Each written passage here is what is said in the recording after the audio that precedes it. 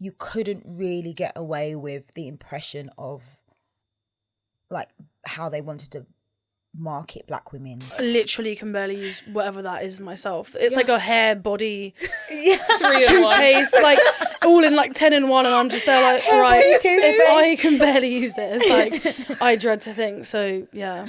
One thing I'm hoping for is like the as many strides that we're making on stage is that we continue to make those strides off stage.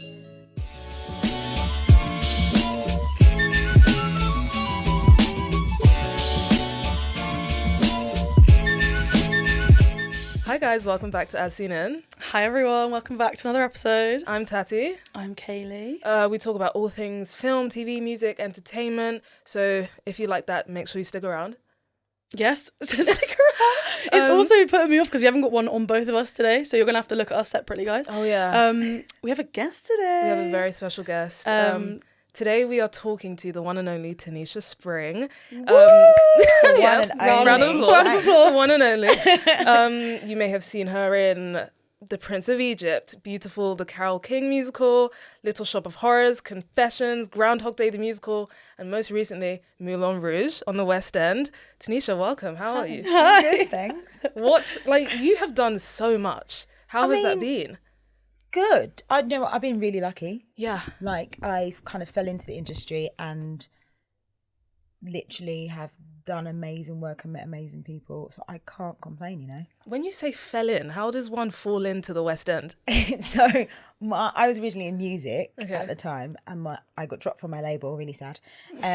So failed pop star. This is your struggling artist. We've mentioned that. But my friend at the time, I was like, I need to make some money. Yeah.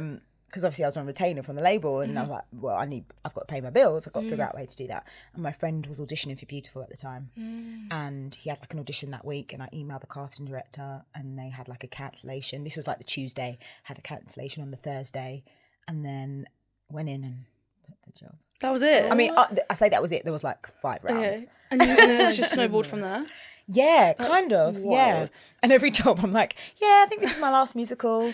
Now I'm starting to take it seriously. Now this is, I'm really enjoying life. From your accolades, I would have assumed you've been wanting to be in musicals forever.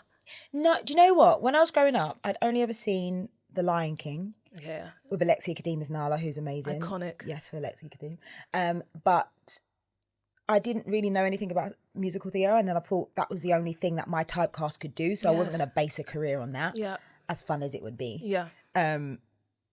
So yeah, it wasn't really on the list of things. And then when I started doing musical theatre, and then I started seeing more because my friends were in it, I was like, there's so much here. Yeah. There's a whole land of theatre. So you didn't do any sort of drama school training or anything? I went to dance school. Okay. Because I was really shy and I wanted to be a pop star. I wanted to be Janet Jackson. Of course.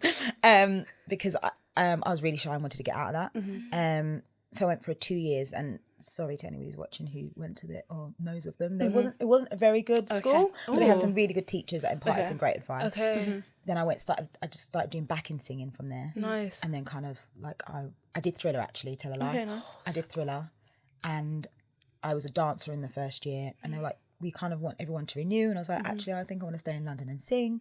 They gave me the cover for the female lead. I think because I was cheaper than 2 people, I wasn't very good. My audition was horrendous. Right. It was so bad, but I worked really hard. Yeah. And then just kind of then fell out of that into music, and then kind of circled back round. I mean, you say that you just fell into musical theatre, but listening to you describe all of that shows how much your effort has compounded over the years. I mean, there's definitely interchangeable things that meant that I was able to do it. Yeah. For sure. Yeah. Yeah. No, that was the end of that sentence. I thought it was more. How was your experience being in the music industry? Because we have heard that, I mean, I'm a black woman, but I'm not in the music industry, so I don't know what that experience is like, but we've heard it's not the greatest. It's it was I was with Ireland. I loved Ireland. They were amazing, but you couldn't really get away with the impression of how they wanted to market black women and the conversations around that, and keep having to recheck myself and go, no, you are okay. And impression about how they want you to sound, how they want you to look. I remember going in for, it was a mixed group, and I remember going in for a meeting with marketing about our hair and what we were going to do into styling and stuff. And I was like, they're going to make me either do box braids or shave my head. And at that time, I was like, my hair's out. I'm quite lazy. So when I had relaxer for years, and then went on tour and it grew out because I did nothing to it. And I was like, well, this is good. I don't have to do anything. So I just had my hair. And they were like, oh, it's a bit too 80s, but this is how it goes out my head. It's a bit too 80s. As if it's a trend. Like, what era was Afros? I'm lying, 70s or whatever. But also, like, so? Yeah. Like, well, let pave the relevant. way. But they literally wanted me to either have box braids, which I didn't want, or shave my head. And that were the two options. That's what they said? Yeah. Right. This is just wild to me. Yeah, so you have to constantly like go, no. Yeah. I feel like people don't realise that you can't just do what you want. Like, you want to be able to just go into the music industry and do what you want, but I feel like it's so much more than that. And I think but I think you have to have an extra layer of, actually I think just generally in this industry, extra layer of, this is what I want to do. Yeah. This might be what you've seen and what you feel is right, but I think those people stand out and make a massive difference to the industry when they're able to do that. Yeah, definitely. So now you're in the West End and you're playing Satine in Moulin Rouge, which isn't a character that's typically been a black woman in the past. Yes. How has that experience been behind the scenes, and then also like the reception you've gotten from that? The team are unbelievably amazing. Like, even when I originally did it with the first cast and I was alternate, and I didn't think I would get it because of the impression of, like, colorism is a thing. Yeah. It's always been a thing. Yeah. And still is a thing that people sometimes don't really recognise. And at that time, I'd done my research, and they were only employing mixed race women to be Satine. So I was like, it's unlikely I'm going to get this. But then I walked into the room and none of us looked alike. And I was like, yeah. Because I had no aspirations to like, I really want to be in Moulin Rouge. I just went to audition and seeing how it was. And I was sold by then. And now taking over the role, I'm the first dark-skinned woman to take over. First of all, I think I was the first dark-skinned woman to play at all. And then now I'm the first dark-skinned woman pictured in all the adverts and stuff, which is, and I know people probably don't actually even notice or realise, but the show is in, 7? I think there's 7 productions around the world. Yeah. And for every show, there's at least 4 Satines. And it's massive, especially growing up being told you're not that. Yes. I mean, yeah, if it does fit, it makes me feel proud.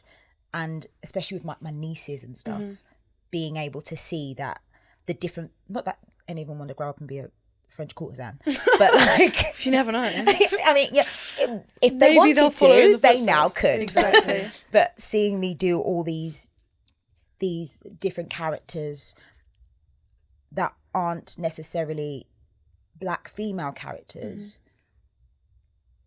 and even I hope they never want to go into acting. I hope they get proper jobs. But the fact that they can see a different example of what they could be. Yeah, definitely. Is kind of a lot actually to do with when I take jobs, is I do think about them. Yeah, I feel that. Because like I'm 24 years old, but I still feel that, like, I don't know why I'm like, I feel like I can see myself up there in some way, shape or form. Like, because I think it's just, sometimes I just think, because we don't talk about colorism, I think it's just me sometimes, knowing it's not, but think, because nobody else seems to see it or like recognise it. But then I'll get messages from people and go, oh no, that like my little self would be really happy with this too. No, honestly, that's amazing. I feel like the West End scene, just like the London theatre scene, is a lot more, it's come a long way. I feel like it's a lot more diverse, a lot more inclusive. Like we saw a musical the other day called The Little Big Things. And apparently that's amazing. Oh my God, cried my eyes out. It was Really? just incredible. Cried my eyes out. It was so incredible. It was so good. Like, I really love the way that we are like moving in as an industry. So yeah, that's really amazing to Have hear. you guys been watching that I don't know what channel it is. I want to say ITV or something. Looking for the new Sophie in no. Mamma Mia. I mean, the program. Sorry, guys, not great. But I just find it really interesting. But the point was that there's casting Sophie and Sky, and they don't all look like, you know, skinny blonde Sophies and Skies, which I thought was really good. Yeah. Because I was like, if I switch this on and I just see a bunch of blonde people, I'm going to be really annoyed. Yeah. But I was quite pleasantly surprised. So I do think, the West End is moving. Because we don't need to do that anymore. And we're so lucky to be. You guys from London? Yeah. Like, we're surrounded by such like a melting pot of people and cultures that when I walk out of theatre, I want to see. When I walk into a theatre, I want to see kind of what we're working with. Do you know what I mean? Like the actual place. Obviously, there's certain shows that are completely allowed not to be, because that's the whole point. But especially with older pieces, we've seen that. Let's try something different. Yeah. Like, one thing I'm hoping for is like the as many strides that we're making on stage, is that we continue to make those strides off stage. With the creatives and the people you're speaking to, because not so much in theatre, as well, but like in film and filming things, like the conversations I have to have about my hair is so boring. Oh my goodness. I can imagine. Like, when will people be able to just do whatever they want with their hair? Just exist. Why must it always be a topic of conversation? Oh, my favourite is when I sit in a chair and they go, okay, that's great. Yeah, it's like, They just you wave their done hands. Which anything. sometimes I'm thankful for. If you don't know, leave it alone.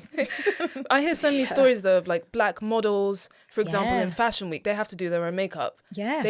They'll have makeup artists doing everyone's makeup, but every black model has to do their own makeup. Trust me, I can always carry mine just in case. What? I'm not even good at makeup, but I will carry mine just in case. It's just That ridiculous. is literally insane. It's just ridiculous. Yeah, I think, like, I had an example the other day. I was at some spa sort of thing, and in the changing rooms they had a bunch of hair products, and they had Cantu as well, which is like for afro hair. And I was like, I was so blown away. Yeah. I was like, this is amazing, even though it should be the standard. Yeah, like bare minimum. It should be the bare minimum, but I was like, I feel so included. Yes.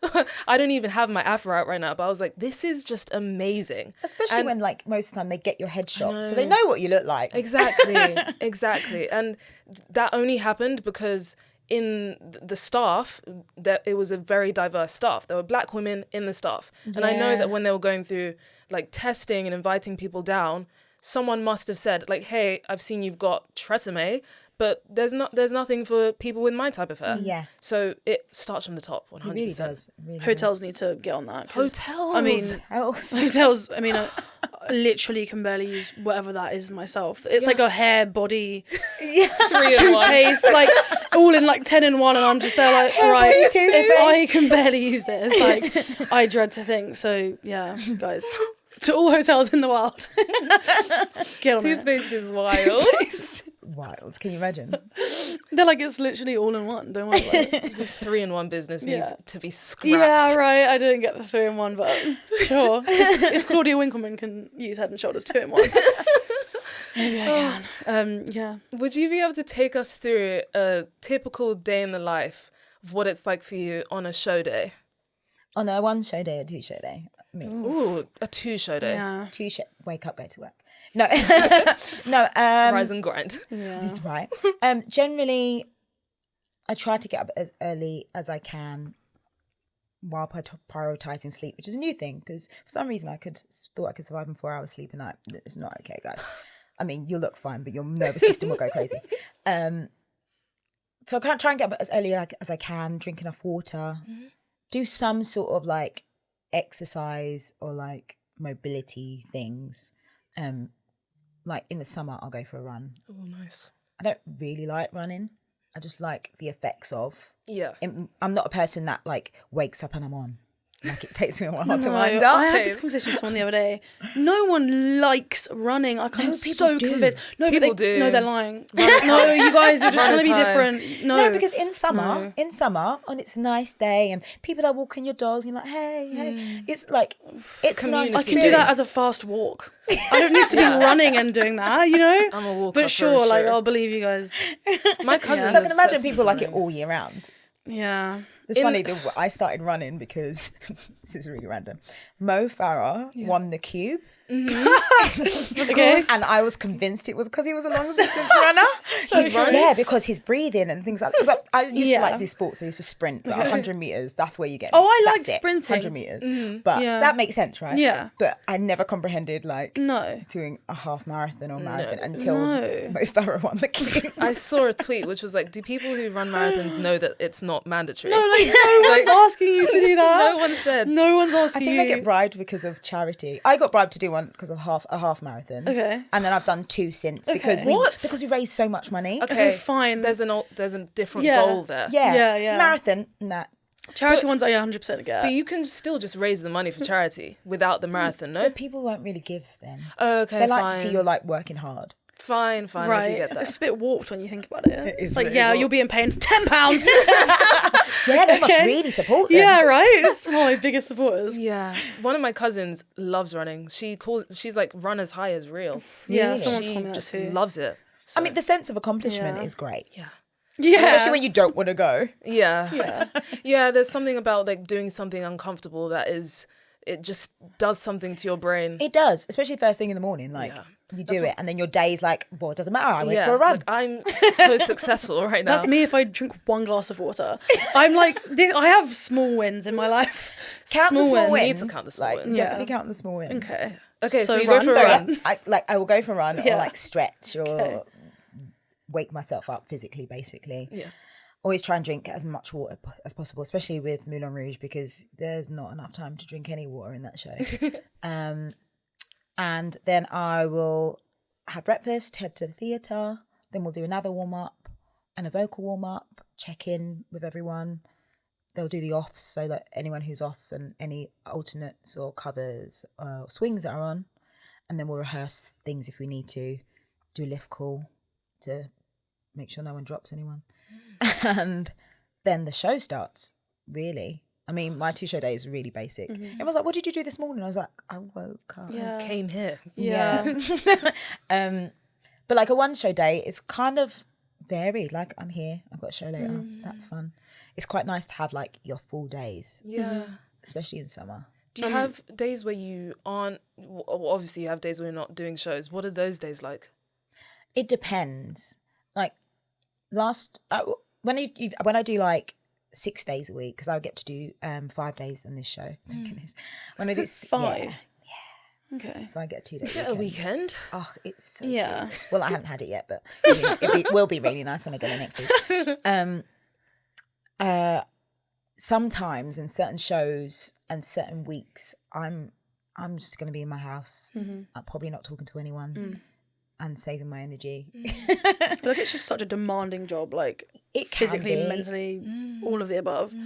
Like, I feel like if I did this job, I would be a hermit crab. Is that the right animal? Yeah. Just like in my own world, and then I'll come out and I'll be like, guys, I'm amazing, and then I'll go back into my hermit. And then you go back, because you like hibernate. so It can be really, and sometimes I underestimate, and I go fill my diary with things, and I'm like, get to the end of the week, I'm like, I can't do this. I can't speak to anyone. I can't be on. Yeah. No. So yeah, either chill or see my family and friends, have a bit of a life. Sometimes you just need to feed your soul, even if your body's tired. Yeah, I'm trying to find more balance with life as well this time. I feel like that's an ongoing battle with everyone. Just finding balance. It's also difficult when you really like your job. Yeah, definitely. Yeah, definitely. Then you remember like you've neglected all the other parts of Yeah, life. yeah, that's true. Gosh. And so you mentioned how like physically demanding the role is. What, like, technically, how does that work? Like, in what ways do you have to be trained to be able to be in Moulin Rouge? There's loads of aspects. The actual training we get is things like aerial, being on the swing and things like that. And we learn the routines, but I think because of my interest in sport, I'm kind of like very into like training for a job because I hate taking sick days as well. Like I just want to do it and do it well all the time. Yeah. At least try. So like an element of it is like trying to correct my sleeping patterns and making sure I know what I can eat between shows and without feeling like the extra stress. Because, I mean, the job is stressful enough, life's stressful enough. Why make it more stressful by like not treating yourself right? Yeah. But things like being in heels, even though they're like really tiny heels, they creep up on you. Or if you're on a raked stage, a raked stage will break your back before you even know it. Like, yeah, you don't start developing all these muscles to try and keep yourself like upright. I literally can't even imagine being in heels. But we went to an event recently and we had like small heels on, and I was like, I literally walked through central London with my bare feet after. Oh, no, you I was didn't. like, I was like, oh, whatever I stand on can't be worse than the pain I'm feeling right now. So massive props about the heels, just alone. Like, despite the dancing, the singing, like, congratulations Thanks. for being able to wear those heels. Speaking of the singing, actually, I wanted to ask, because I was on your Spotify and I saw you on the Prince of Egypt soundtrack. What is that process like of recording a musical soundtrack? It's kind of no, it's not the same as like in music. Well, you've already started the production. Well, no, we hadn't. We were still in rehearsals. Okay. So we're, especially with something like Prince of Music, they were still adjusting and making changes. And one of the songs were written in rehearsals. Oh my gosh. And then an orchestrator will take it away and make up the parts for the band. And then the band records, and then you're essentially just recording over the music. So the band's already played. The score's already done. The score will be done by the time you get into the studio. Oh, okay, nice. Yeah. I don't know why I thought it would be like you're recording with the piano and a composer. Because they used to do that in the olden days. They used Olden to days. do that like, way back where everyone was in a room. You know, you've seen those films where there's like a microphone in the middle of the room and the whole band, which actually would Like be We Are the amazing. World. But they just don't record like that anymore. Interesting. I actually quite like recording because you're like in a little booth by yourself. Yeah. Somebody's got like a little screen and they're talking to you over like an intercom thing. Yeah. Especially like something like in Heartless that you don't need everyone around you. Interesting. That's really cool. I feel like Abbey Road lies to us, because every time I see a video of Abbey Road, it's like everyone goes in, like 50 people, and they all record at the same time. We did do chorus. Literally. The like the ensemble backing vocals, like everyone was in a room together then, which is kind of more fun than being on a booth on your own. Yeah, definitely. But never usually like with the band. I think they still do as live ones like that, but I can't say I've been lucky enough to do one of those. No, maybe soon. Maybe one day. One I'll add day. it to the list. Have you done one for Moulin Rouge? No, we won't get to do one for Moulin Rouge because albums for musicals don't make that much money. Okay. So it's mainly for promotional purposes, and they already have it. Okay. Do you know what I mean? Yeah. Which is I do sad. get you. 'Cause I love recording. Whoa! We are interrupting this broadcast. Guys, if you're enjoying this episode, please make sure to subscribe and drop us a comment. And also check us out on audio platforms and give us a rate because it really helps us out. Back to the episode. Bye. That's so, that is sad. I wish they would, because sometimes I'll see something in the theatre and want to listen to that specific cast. Right? And like not necessarily the original cast from 20 years ago, which is obviously still great. But you they want develop the and change and people have their own. Exactly. Yeah. They have their own stars. I'm sure your version is going to be different to someone else's I version. think they should just start doing like unofficial ones. Yeah. Maybe that's a thing. Honestly, Maybe. I don't know how We'd have to get the legal. rights. So, Yeah. I mean, it'll be definitely be I was like, might be a few hurdles, but I'm sure we can make it work. a Guys. musical pirate station. As a team, yeah. I do want to like talk about Moulin Rouge though, because did you go into this? Had you seen it? I think there's 2 films, right? Original, and then Yes. the Nicole Kidman one. I'd seen the film, Okay. and then when I was auditioning, I watched the old, one from way back, and I really enjoyed it. The thing that I really loved with this version is because I felt like the music was more relevant to me. Like I love film generally, and the cinematography and what Baz did with it is incredible, and Nicole Kidman is stunning. And I loved the concept of it, but I know a lot of people have an emotional attachment to the film. I didn't have one. But then when I heard the music to this Moulin Rouge, I was like, that's my jam. That's the one. My friend is obsessed with the Nicole Kidman Moulin Rouge. I don't know if she's gonna be embarrassed, but Lizzie, she is literally sorry girl, and she just had her tonsils out, so I hope you're doing well. She is obsessed. Like, I think it's probably her most watched film ever. And we're coming to see the show. I don't know when. Her dad got her tickets for her birthday. So I'm so excited. I'm so excited to go with her because I just know she's literally gonna be like, oh my god. But I have seen videos of, because I haven't been yet, so I haven't actually seen it. But the people video when they first go in, and there's like moving The pre-show. stuff. The pre-show. What the hell is that? Whole experience. Like, you normally just go in as a curtain down and then whatever. But this looks insane. I've seen pre-shows before, and my thing is I always just feel sorry for the actors doing the pre-show because sometimes they're just not enough to for them to have to start like a whole 15 minutes early. Yeah. And I'm like, oh, sorry about it.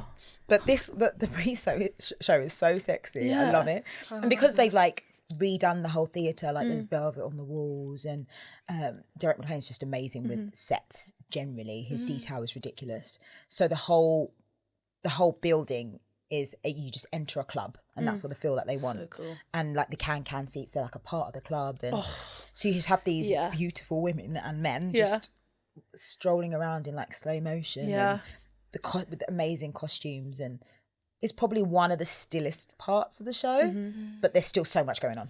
Like it's getting you riled up. Like, have you seen Cabaret? I've in the seen Kit Kat Cabaret. Club, because I haven't, so I can't speak. But I know that they have a pre-show. They do pre-shows. Is that what it's called? They have like different sections of things going like on. a literal walking in, it's like a club. Yeah. Oh, I really need to do that as So well. cool. Like, I love an immersive. I know that obviously going to the theatre is immersive as it is, you know.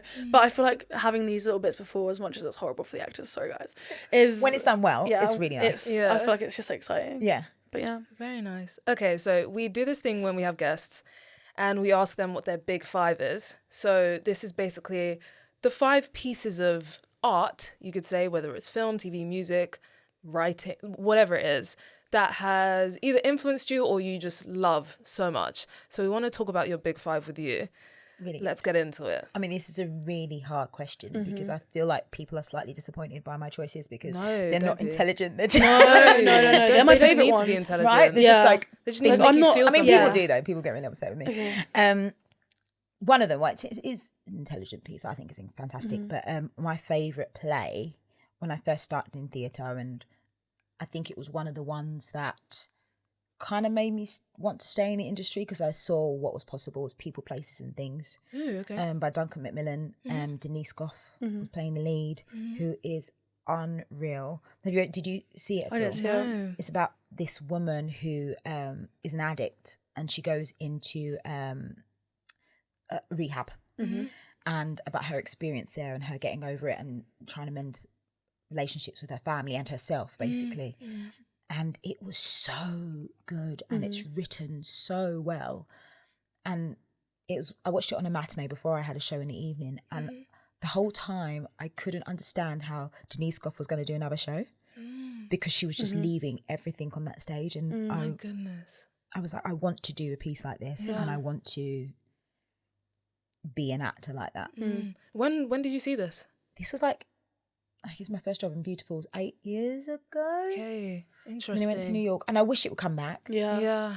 Like, I really wish it would. I love stories that focus on, well, just like rehab in general as a topic. I love when it's like in film and TV and theatre and like destigmatizing it in a way and kind of just applauding people for taking those steps instead of it being like a shameful thing that people look at. So that's really amazing. I should check it out. It's so easy to like stigmatize addicts. Yeah. Because sometimes a lot of what they put out into the world ends up being negative. Yeah. But it's like a real personal battle. Absolutely. That I have to have a bit of empathy for. Yeah, definitely. But the way it was made was so well, and then I just got obsessed with Duncan Macmillan a little bit, and then started reading and watching everything that he'd ever done. Yeah, nice. I feel like I've watched musicals since I was young, but only in the last maybe 4 years I've been watching like plays, and now I go a lot to plays and musicals and whatever. So everything that I missed, I feel like jealous that I didn't have that, like, well, I guess I was younger, so I wouldn't have just gone anyway. But you know, when it's just like, I want these things to come back on repeat. Because like I hear things from people and I'm like, yeah, well, I didn't go to that, so Yeah. I need to see it. I love a That's play, nice. actually. And now I love a play. love I a just play. love a play. I think I'd choose a play over a musical. But I see, best they're even, but I see more musicals because my friends are in them. Yeah. The musicals are fun, and like obviously they can be hard hitting and sad, but I feel like plays really, they don't have the music that they can like use, I don't know, as a tool, there's whereas no distraction they almost. literally have to be that, and I love a good play. Like, yeah. Okay, very nice. What's your number 2? Yeah. My number 2, so I had a few on my list, but one of the ones I was thinking on the way here is a rogue one, and not many people have seen it. So I'm just going to highlight it for everyone. Sure. It's called The Boys. Oh, okay. It's on Amazon. Oh, the Amazon show. Yeah. The superhero The one. superhero one. Okay, Because fine, I fine. think the concept is so... I quite like Okay. things... Usually I would go for things like... I don't know if you've seen Fleischman is in Trouble or Easy. It's just basically about people living normal lives Okay. and getting divorced and relationships and bad stuff happening. Okay. I just love the way people choose to depict that Yeah, and yeah. it be interesting on screen. Okay. I like that. Yeah. But The Boys is basically a concept of if kind of humans or superheroes, because we expect them to be inherently good, if they would just had all the flaws of a normal person. Okay. So like Yeah. this corporation, basically these people end up being superheroes because their parents decide to like drug them when they're younger because they want them to be famous. Because there's this group called the Seven, and the Seven are these 7 superheroes who fight crime. But the Seven is also a corporate business. So there's all the politics of like you have to have one black person, one blonde, one person that everybody loves. So, like they tick them off like they're in a band. Yeah. And one of them ends up being like, spoiler, sorry, one of them ends up being racist. Like Oh my it's goodness. so funny and so like, that's what would happen if you give people power. Yeah. True. Interesting. I do think it's really smart. I think 2 things. Lizzie, who I mentioned earlier, loves this. I feel like you'd get on really well. But yes, I watched a bit and I did like it, and there were some really good moments, like the Pepsi thing with Kendall Jenner made me laugh so much. I do think that they're very smart, but the reason I didn't get into it is because I was working on a job once. I won't say the job because I don't want to get, blacklisted from the industry. And I was working with the background actors, so like extras / can't call them that anymore. What are they called? Essays. Essays. Supporting artists. Supporting artists, yes. And I heard this really posh boy saying how much he loved The Boys, and he was in season 2, and he's la la la. And I was like, I'm never watching this again, because if this man, and like I mean I worked with him for a while, and I just was like, absolutely, like, anything he says, I'm like no. So maybe that's like a hurdle I need to get over. But if Give it some time. I'll 'Cause give it I some understand how like time, people can you jade know. things. I didn't want to have anything similar. I didn't want to relate to him, But now you told me, I'm like, okay, maybe I need to just pack it in. Positive memories Yeah, attached. but it is it's really. okay. I just think it's so. Yeah, It's funny because I can see that happening. yeah, Interesting. Yeah. And you like it because what's his name from Gossip Girl's in it? Nate. Really? What's his Okay. name? I don't know. But yeah, he's in it. Chase Crawford. Yeah. Interesting. I'll add that to the list. Okay. It is a good. It's a good easy like what. It's not Okay. like You said Prime Video? yes. Okay, nice. Yeah. Okay, number 3. Number 3. So this is a book. Okay. Oh, okay. But so it was a book I read when I was 9. Oh, I love And that. then again when I was 15. And Yeah. actually the reason why I started like, I think I want to dance. It's called The Ballet Shoes by Noel Streatfeild. Oh, nice. And it's about these, and I think I resonated it's because it's about these 3 sisters, and I'm very close to my sisters, and they were adopted from like different parts of the world. But now I'm saying it out loud, it's really weird because this rich man just adopts these 3 children. Okay. Normal. I see you frowning. It's not. Is it a kid's book? I guess if you read it. It's a kid's book. There's no like seedy business going on. It's like he's on a cruise one day and the mother drowns and Oh, okay. this baby needs a home, so he's got loads of money, but he basically collects fossils and he ends up collecting these children along the way, and he's never home because he's out collecting these fossils. So he lives in this big old house and leaves them with the nanny for years at a time and comes back every so often with a new fossil and a new child. So there's like three children. Okay. But then one day, like, he goes away for so long, they don't really know where he is. And because it's back in, I don't know what the year was, and there was no mobile phones. And they're starting to run out of money. And then they end up getting into performing in ballet to try they basically start renting out the house with lodgers, and one of them's a ballet teacher, one of them's like a scientist or something. So they end up teaching them things, and the ballet teacher says to one of them, I think her mum originally was a ballet dancer, it's like, you've got the hot body to do ballet, you should come to the school. And they all end up going. The one that actually is most successful isn't actually the one with a ballet dancer. I think she goes into like mechanics or something amazing. Interesting. But it's just their life into like working in ballet and adjusting to their life. They did make a BBC film of it some years later. But yeah, so I read it once when I was 9, and then again, and I wrote to the author, and he wrote me a letter back. I was really excited about it. mail. I know, right? I think that was like my first and only piece. I think we had to do it for school. Stop it. Because I think it was like a part of the library where I read it, and then they asked us to write a letter to the author. That's so cute. cool. And then I read it again when I was 15. I was like, I genuinely thought that I could start to do ballet and be a ballerina at 15. That's what you thought too. Me literally now. Yeah, So- and a bad turnout, bad feet. Yeah. Like, it was never going to happen, but it led me into a beautiful direction. Yeah. You know what? With kids' books, they're actually really deep. Yeah. Like, I always thought when I was a kid, like, you don't really, I mean, I guess this made an impact on you, but I just feel like I was reading things and not like actually taking away the message. And now I look back and I'm like, they were trying to tell us stuff from a young age. Yeah. And we just kind of like tunnel vision through it. But okay, that sounds really nice. Really nice. Yeah, so it's a beautiful read. I don't know, I haven't read it like in the last, how many years? So it might be really poor, but I No, don't but think it's it's how it felt to you. It's this nostalgia for me. Yeah. Very nice. Yeah. I like that. Okay, what's number 4? Number 4 is very nostalgic as well. Labyrinth. Ooh, I've Ooh, heard about that. David David Bowie. yeah. I literally made a YouTube video because I'm a YouTuber, and I spoke about that video literally last week. I mean, the movie last week. Yeah. Because they have a masquerade ball scene, and we went to a masquerade ball. So Ah, I was I like see. going through the history of masquerades, and Labyrinth came up. So that's very cool. Yeah, I loved things like the puppetry in it, and it was so like far out. It just played with your imagination so much. Yeah. Yeah. And the bubbles, like I used to dream about the bubbles Yeah. and the staircases Yeah. and It was like a fever dream film. Same with Yeah. Moulin Rouge, I'm not gonna lie. That be gave fair, complete yeah. amounts of, they have I feel like there's similarities there. Like Yeah. those two, Beetlejuice is another one that I just watched and I was like, Beetlejuice. what the hell did I just watch? I'm trying to think of others in that like genre.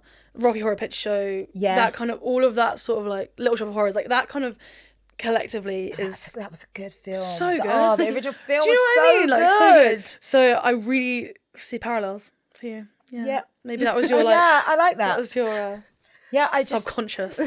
I just loved the play with the camera, I think. Yeah. I think before I'm interested in theatre, and I like studied film at A-levels because I just loved imagery and how things were put together.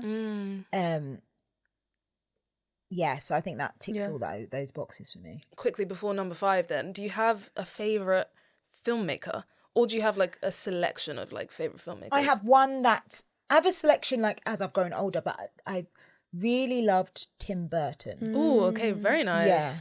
I Very think nice. I used to be obsessed with Disney when I was younger. We used to want to be a Disney animator. Yeah. And then I think it was like the night before Christmas. Did I make that up? He did do that. And that was my transition into knowing about him and like stop motion. Stop motion, And yes. like I really wanted to be an animator. Yeah. And the fact that he started off at Disney and then found his like distinctive look Yeah. and feel to his films. Yeah. I really enjoyed that. You'd really love the Cartoon Museum if you haven't heard of it already. It's in Farringdon, like Oxford Circus area.